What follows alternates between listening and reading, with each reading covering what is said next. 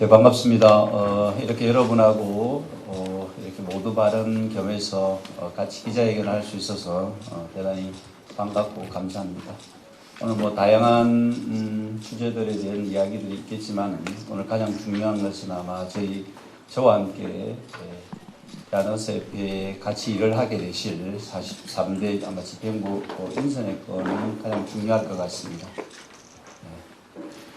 안녕하십니까. 제43대 대한의사협회회장 김태구입니다. 오늘 이 자리를 통해 기자 여러분들 직접 만나 뵙고 인사드리게 되어 매우 기쁘게 생각합니다. 오늘 이러한 여러분과의 잦은 소통이 앞으로 의료계와 국민과의 소통에 큰 힘이 될 것이라 믿습니다. 2025년은 의료계와 우리 국민 모두에게 중요한 전환점이 될 해입니다. 지난 한 해 정부의 일방적 의대 정원으로 인해서 의료계는 물론 사회 전반에 큰 혼란을 겪었습니다. 저는 이러한 어려운 상황 속에서 대한의사협회의 역할을 새롭게 정의하고 의료계의 신뢰를 회복하며 국민 건강을 지키기 위해 각고의 노력을 다하려 합니다. 특히 지금의 의료대란 사태를 해결하고 의료계의 미래를 지키기 위해 가장 중요한 과제는 의대 교육의 정상화입니다.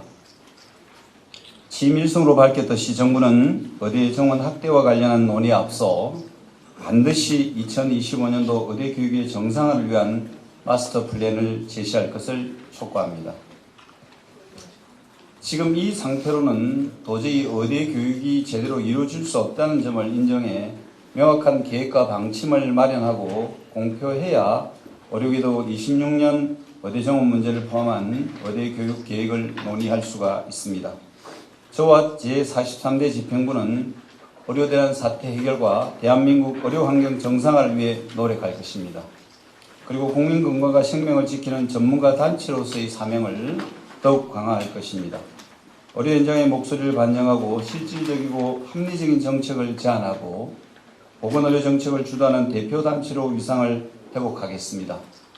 정부 정책에 끌려가는 조직이 아니라 미래를 설계하고 방향을 제시하는 강력한 중앙단체로 거듭나겠습니다.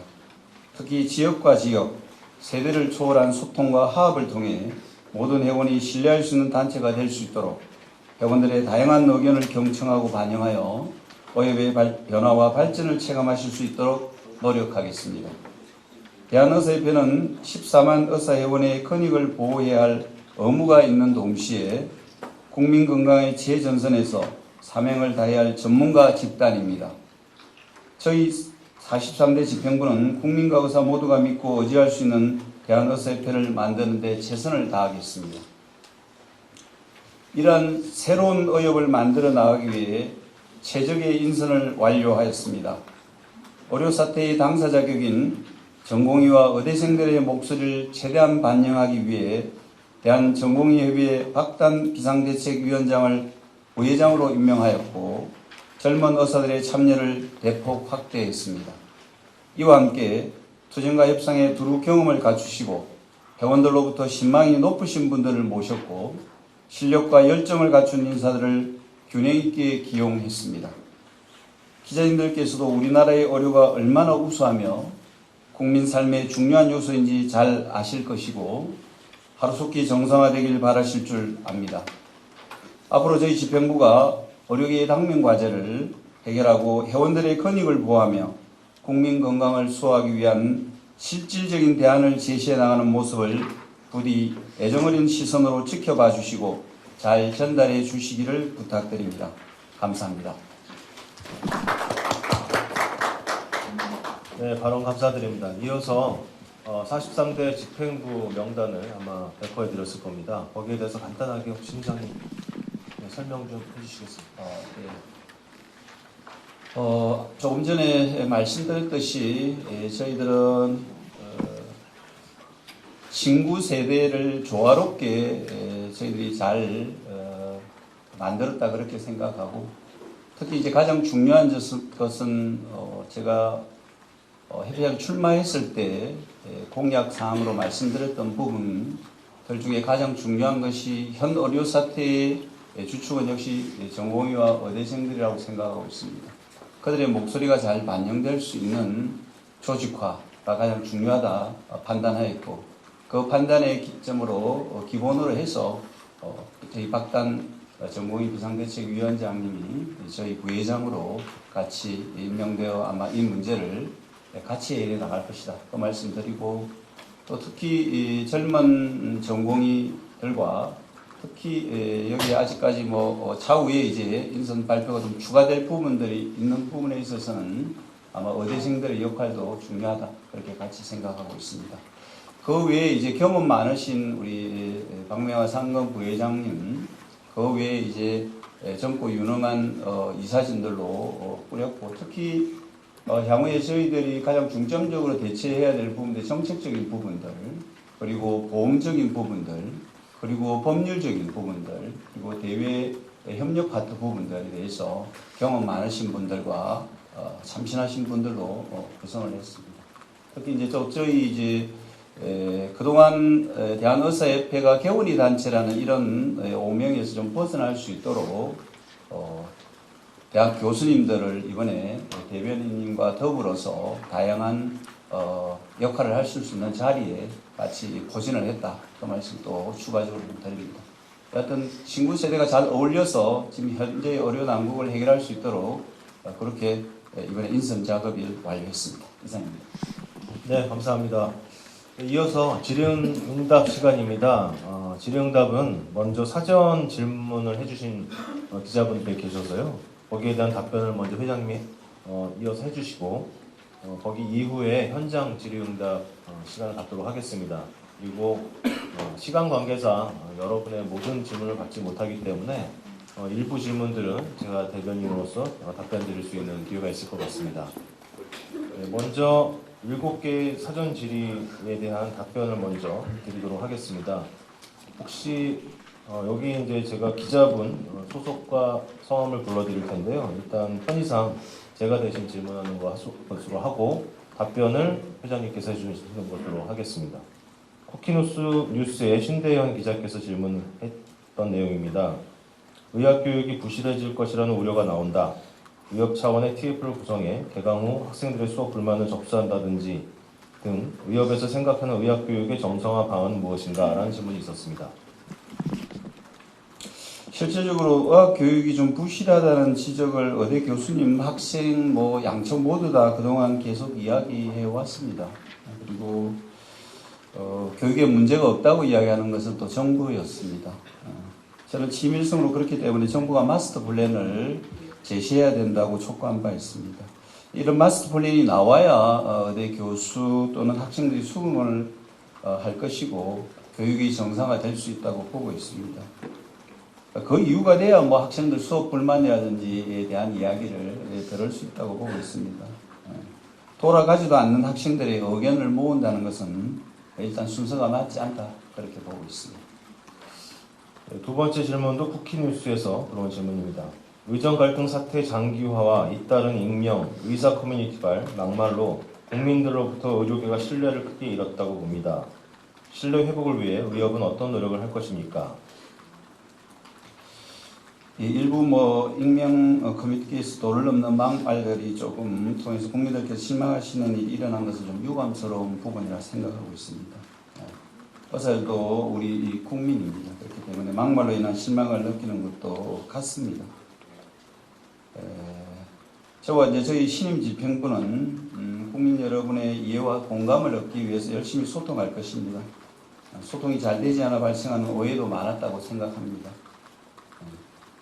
대한의사협회 14만 의사 회원들은 국민건강 생명을 최우선 가치로 삼고 있기 때문에 모든 국민이 건강하고 행복한 삶을 누릴 수 있도록 최선을 다하겠습니다. 신뢰 행복을 위해 노력하겠다는 말씀 드리고 또 내부적으로 필요한 것도 논의해 나갔다 말씀드리겠습니다. 네, 이어서 중앙일보 최혜선 기자, 아시아투데이 이서영 기자께서 해주신 질문입니다. 내년도 정원을 논의해야 한다는 목소리가 의대 교수 중심으로 나옵니다. 전공의들은 전면 백주화 입장을 밝히고 있습니다.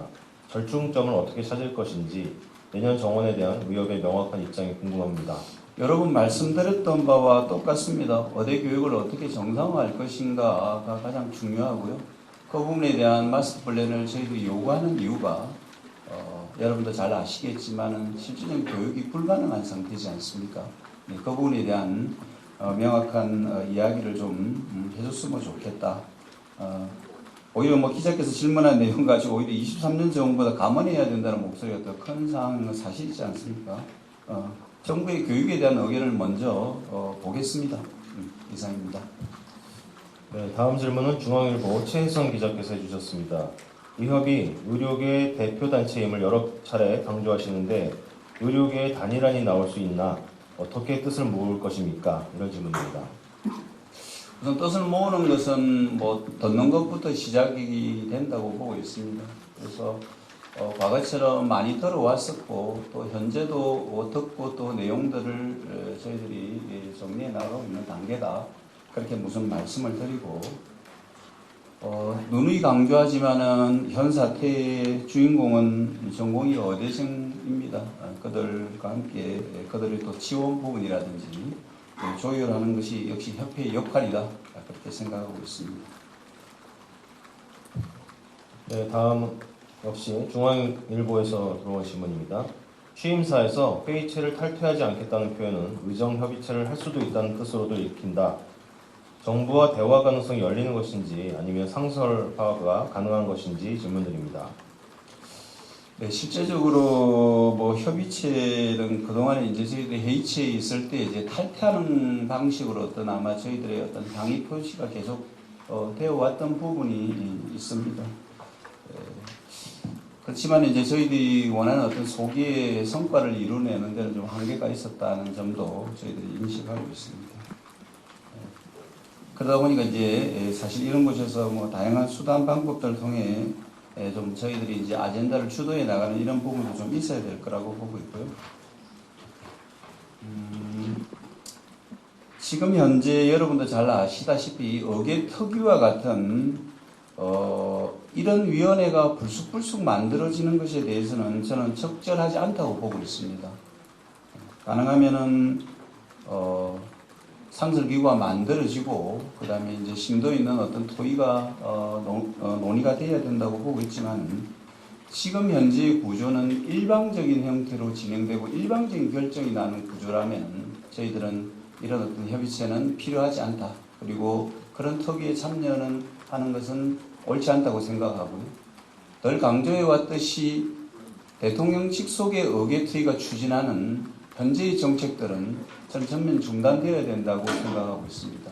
그렇기 때문에 의계특위에서 논의되는 사항은 단시간에 어떻게 논의되어서 결정될 수 있는 부분들도 아닙니다. 그렇기 때문에 그건 중장기적인 계획을 가져야 되는 부분들이기 때문에 저희들이 현재 진행되고 있는 이런 특위들은 중단되는 게 맞다. 그렇게 보고 있습니다. 다음은 연합뉴스 오진송 기자의 질문입니다. 현재 국회에서 의대 정원 등 적정 의사인력 규모를 논의하기 위한 의사인력 수급 추계위원회 구성 관련 법안이 발의되어 있고 조만간 통과될 가능성이 있어 보입니다. 의협은 추계위의 위원을 추천할 예정이신가요? 라는 질문입니다. 지금 현재 국회에서 논의되고 있는 추계위원회의 공정성 그리고 그 결과를 결정하는 어떤 건정심, 보정심의 다양한 어떤 현재의 구성 요건으로 봐서는 상당히 불합리하다고 보고 있습니다. 그렇다면 저희들이 요구했던 것처럼 어떤 공정성과 합리성을 담보로 하는 추계위원회 같으면 저희들이 충분히 의견을 개진할 수 있다고 보고 있습니다. 그러나 지금 현재처럼 경영자 입장이라든지 어떤 특정 직역의 이해관계를 대표하는 경우에는 저희들이 참여하면 안 된다는 게 대학에서의 생각이 듭니다. 향후에 적절한 법안이 만들어지는지 모니터링할 것이고 그러한 법안들이 적절하기보다는 올바르게 만들어질 수 있도록 저희들이 의견을 개진할 것입니다. 네, 다음 질문은 더 팩트 조차원 기자께서 주신 질문입니다. 김태구 회장님께서는 의대생들과는 어떻게 소통하고 계시는지, 이들이 최우선적으로 바라는 점은 무엇이라고 생각하시는지 질문이 있었습니다. 소통은 처음 말씀드렸지만 경청하고 듣는 것이라고 보고 있습니다. 그들이 현재 가지고 있는 생각들, 그들의 앞으로 미래를 위한 생각들 경청하고 듣고 있습니다. 그동안 그런 역할을 해왔다고 보고 있고 앞으로도 그런 역할에 충실하겠습니다. 그리고 그들의 목소리가 반영될 수 있도록 우리 우리가 구조적인 변화를 가져갈 것이라는 말씀을 드리고 언제나 지금처럼 소통해 왔듯이 앞으로도 같이 논의하는 구조를 만들어 나갈 것입니다.